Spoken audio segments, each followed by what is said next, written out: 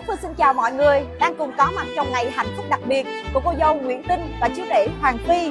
Với sự chuẩn bị đến từ phía trung tâm tổ chức sự kiện tiệc cưới Thánh Thơm, chúng tôi nghĩ rằng ngày cưới là một sự kiện rất là quan trọng, với mọi chi tiết đều phải tinh tế, lãng mạn và đáng nhớ.